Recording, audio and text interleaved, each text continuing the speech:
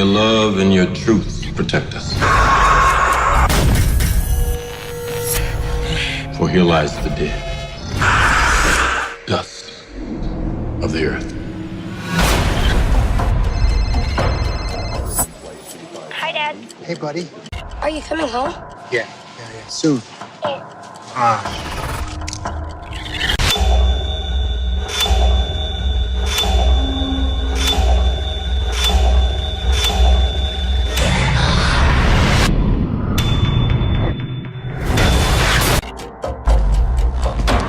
I gotta go right now. They're acting like a flock of birds. Like, what do you guys think that is? They may be the next stage in human evolution.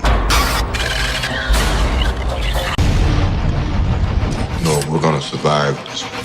People are gonna have to put aside their sensibilities. If they can't, they're gonna die. Fella? You okay? Good always conquers evil. I believe that.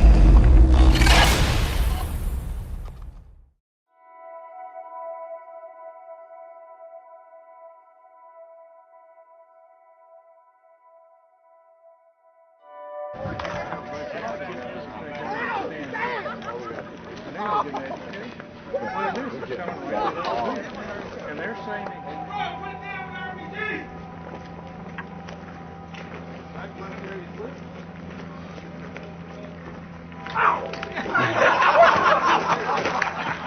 threw my hands up. It hurt that bad. Really? Yeah, it really got me good. I didn't want to continue after that. Okay. How does it feel now? I didn't want to play anymore, period.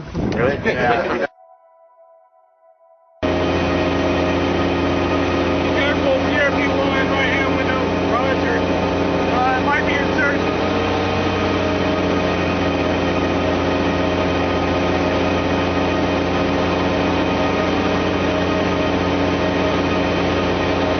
We're taking fire from PRP1, right hand window. Yeah, get out.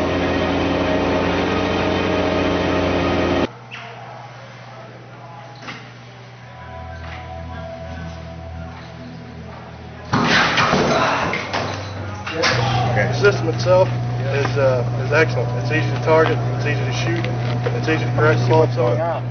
But because you cleared the street, every time we had someone we tried to introduce, they got stopped. So we weren't able to, so it worked, but we weren't able to introduce anybody into it.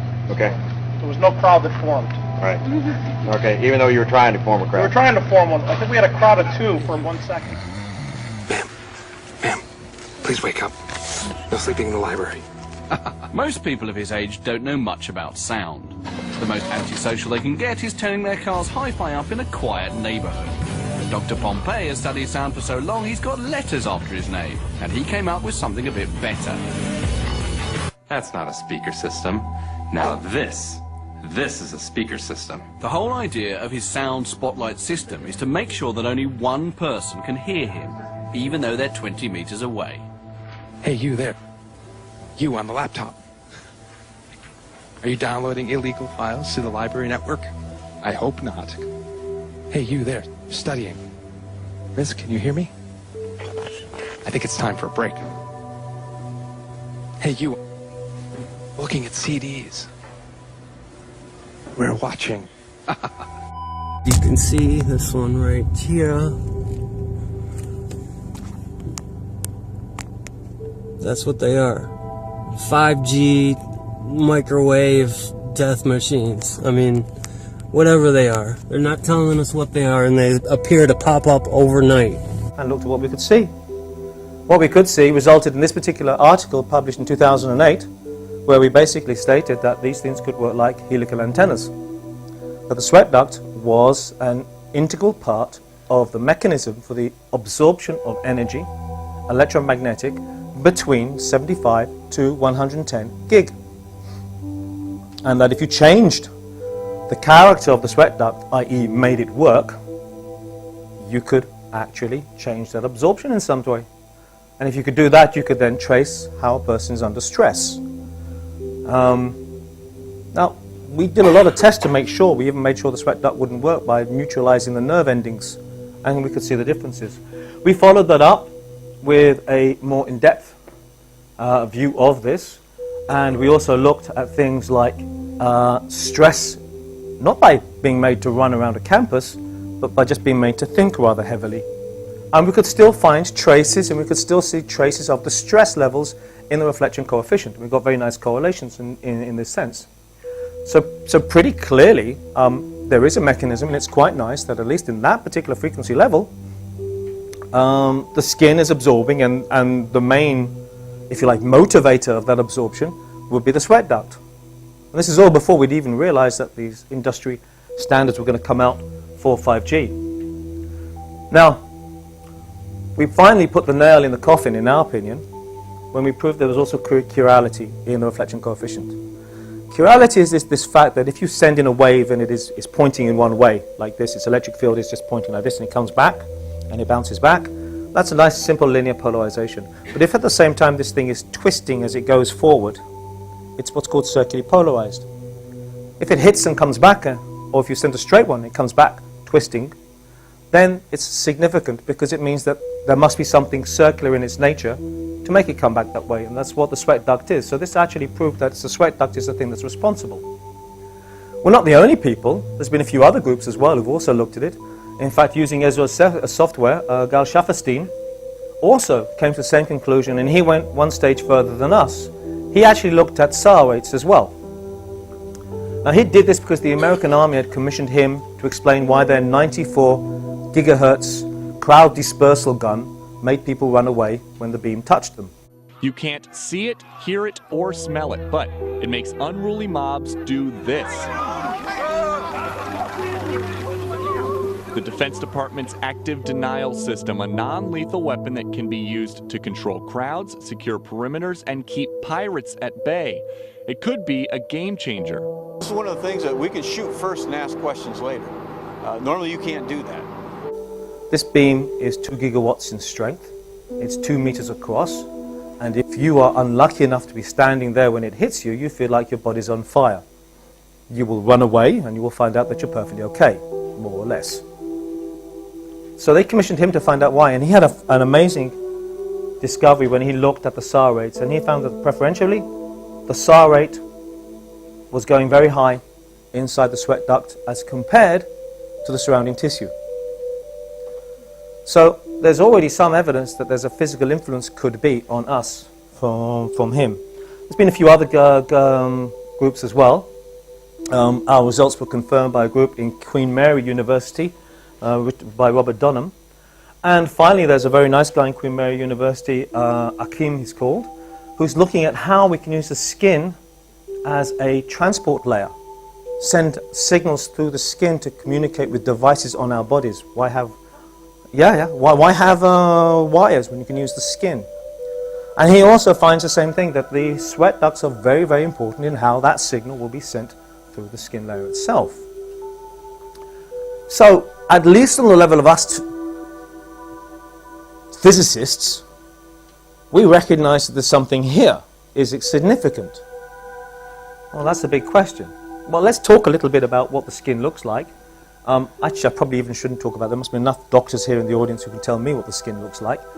But the important thing for me is the fact that there is structure. Now, these structures, these papillae, are also on the same basic dimensional level as radio waves, from anything from 60 gig up to 300 gig, 5G once again.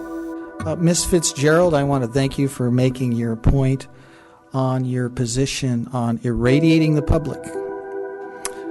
And I also want to bring to all of your attention what is at stake. You know, the WISO bill was about as draconian as you can get, and it was really an attack on all of our rights to say no to technology that has not been tested for effects on human beings. I'm talking about the deployment of millimeter wave technology. These frequencies that are going to comprise the networks of microcell systems, those systems that you tried to have Mr. Domer have full reign over, but fortunately pulled from the last meeting agenda, have not been tested for effects on people or on wildlife. I'm going to talk about something tonight that I've never talked about publicly before, and I'm going to talk about it right now.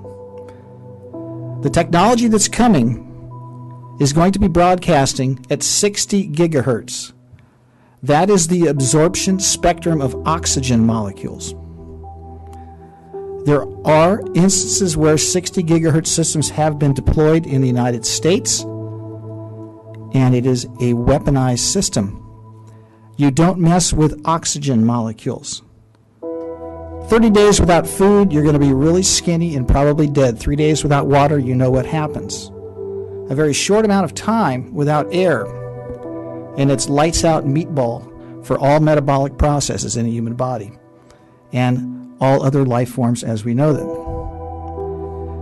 What happens at the molecular level when you have oxygen molecules being hit with radio frequency emissions at 60 gigahertz, which you think is fine, and you don't understand what this stuff does, and I'm glad you're going to be recusing yourself from all the votes, is it affects the orbital properties of the electrons and the hemoglobin's ability to bind the oxygen molecules.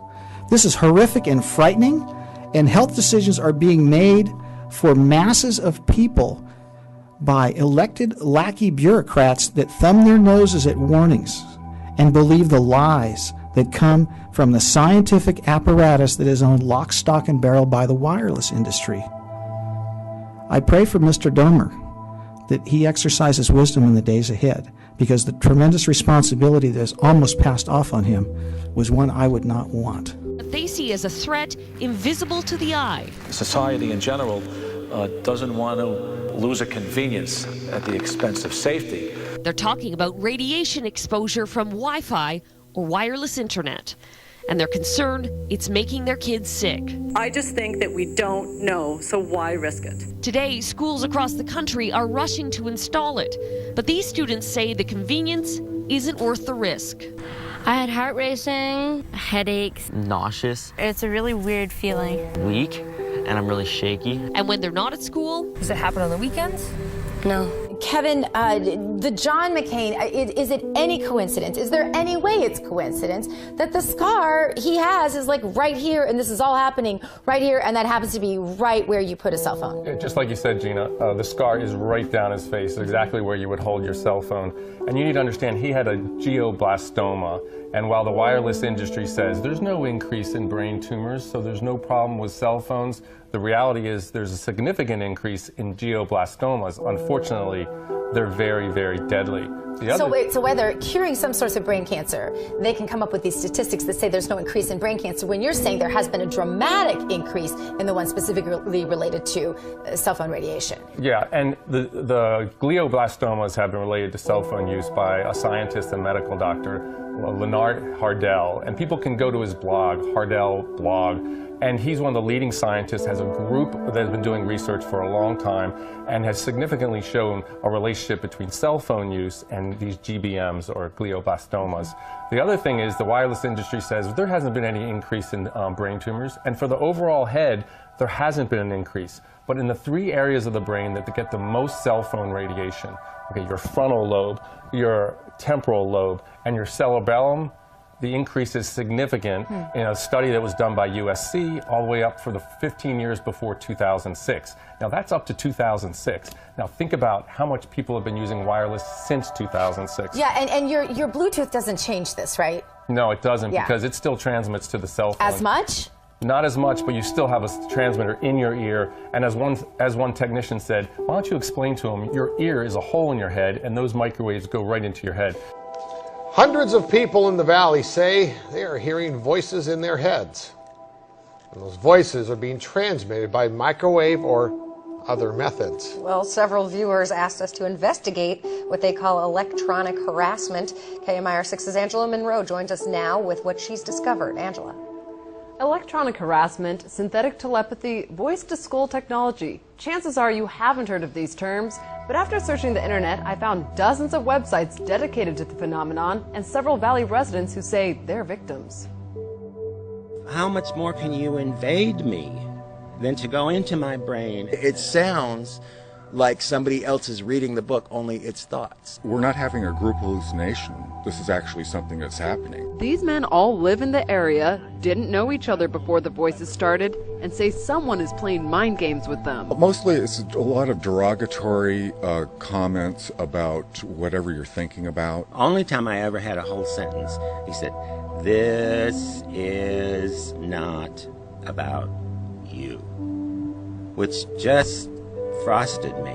If it's not about me, what the hell am I going through all this for? Kevin Bond says he used to have a normal life. I was living in the San Diego area, I was clerking for a federal judge, and I noticed that I was being followed by a whole bunch of people. According to the websites, what Bond is describing is called gang stalking. He moved to Palm Springs to escape. I started hearing, as you'll hear, hearing voices, and what they'll call voice to skull or microwave hearing. Bob Stansfield says his experience was similar and started a decade ago. They were active in following me around here, and I started hearing the voices a little bit after the vehicular stalking. Randall Ringer says the voices started when he was undergoing chemotherapy. The first thing that was said was, "Randall Ringer." And I sat up straight and I went into the bathroom, and I looked in the mirror, looked myself in the eyes, and I said, "Did that really happen?" Bond says he's found more than 300 victims locally and is tracking others across the state through billboards. In fact, if we go back 15 years, hypothetically, if we could go back 15 years, if the government said, in any country, if the government said, "We are going to make it law that every single person carries a little tiny box in their pocket. We are going to listen to every single conversation you have, every business meeting, every consultant meeting in a doctor's surgery. Every single word you say, we are going to record. Whether your phone is on or off, we have the ability to record. We're also going to monitor everywhere you go. So we are going to know everything you say and everywhere you go. But there is an advantage. Apart from paying us, which you won't like, you do have the ability to push a few buttons and talk to somebody. We will, of course, listen to it." There would have been riots in the streets to say, "We are not having this." But the marketing was so clever that it's gone out and people are paying them to do this. I mean, you must admire them, for the cleverness that it's gone out, but this is the problem. And of course they're addictive. Chemically addictive? Do they cause release of hormones in the body? They are electrically... The average person works on the lowest level of energy, and if there is a telephone box half a mile down the road and you have a cell phone in your pocket, the average person will pull out the cell phone and say, "Well, this one won't hurt me, dong, dong, dong, dong, hello, Mr. Smith," rather than walk down the road. Yeah. So there is that, you become more lazy.